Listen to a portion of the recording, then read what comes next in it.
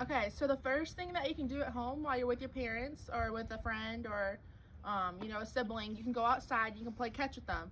So the things to think of whenever you're doing this is you want to make sure that when you set up, you want to be about shoulder width apart with your feet. You want your arm back, and you want this at that L shape where your arm's on the shelf. You want the ball facing away from you. Also, when you're holding the ball, you want to hold it on the C of the ball, on the seams, like this, and your thumb on the other part. So you're back here, arm on the shelf, ball away, and then when you throw, you want to make sure we're working on this follow through with our arm. So you want to follow through down, okay? We're also using this glove to point at our target, and whenever we're catching the ball then, we want to have a two-hand target, and we want our thumb down when we're catching. We don't want it up like this, we want our thumbs down, okay? All right, now to remember, when we do this, we start on our two knees, and then we stand up, and then we're doing our power line, and then our last part is where we put the ball out in front of us, and we're charging the ball to go into our throw, okay? Okay, so next you can do 5-part grounders. So for that, you can draw a triangle on your sidewalk with chalk, or you can just stay inside or outside. You don't really need a triangle, it's just helpful.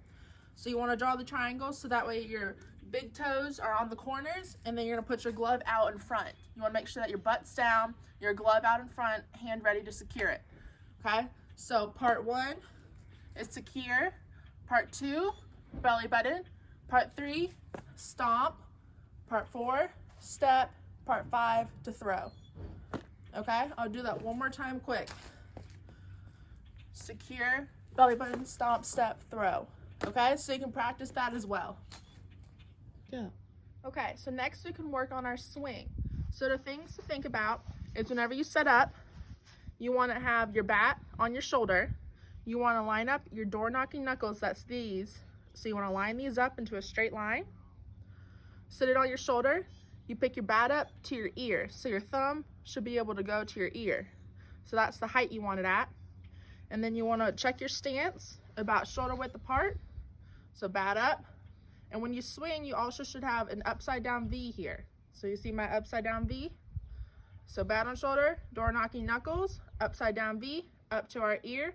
And when we swing, we want to go knob of the bat to the ball, contact, follow through. So you can do that a couple times. You can break it up into parts, or you can do a full swing.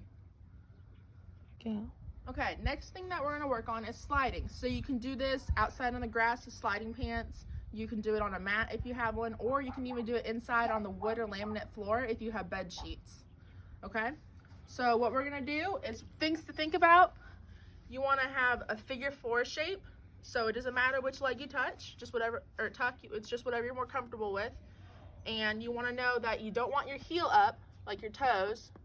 You want to make sure that's to the side, like toes to the side, because otherwise your heel's going to stick in the ground whenever you're sliding. If you're here, you'll glide across. You want to be lean back, and you want to have your hands up. Okay. Yeah. Next, you can work on covering a base. So typically, like this is first or third, pretend. If you stand here, it's about 2 steps to the right, and then 3 steps forward. So that's typically about the distance you want to be from first or third base, okay? So to get an idea, you're here, and you can have a parent or a sibling or someone roll you the ball, and you have to go field it, and then you have to run back, touch the base, so that's tagging it, or also you can have them throw it to you at the base, so you have to get back and cover. You want your non-glove foot, so if you're right-handed, it'll be your left, or your right foot, sorry, and then you're gonna stand here, and you're gonna stretch out to the ball to catch it. So stretch out to catch it.